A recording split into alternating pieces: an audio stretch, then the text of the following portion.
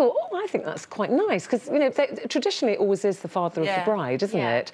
But so often the father of the bride doesn't want to or can't or isn't there. In the case of my dad had Alzheimer's when I got married. I was desperate for him to be there and do it, but I knew he couldn't. And actually, I call him my Uncle Arthur. He's actually my dad's best friend. He's not even a blood relative, and he gave the speech, which I thought was really brave. I did say to him, you don't have to give a speech. There he is. Oh, my lovely Uncle Arthur. That's lovely. And, you know, and there were a lot of people that work in this business, because there are friends there, so I thought it was very brave of him to do that. But actually, I love speeches at weddings when it's the father who doesn't do the most brilliant speech, but it's always heartfelt. I quite like it when they're a bit stumbly and bumbly and a bit nervous, and it's probably the first time they've said to their daughter, you know, you look beautiful, darling. So I quite like that, Linda. Did you have... my dad just stood up and said, cheers.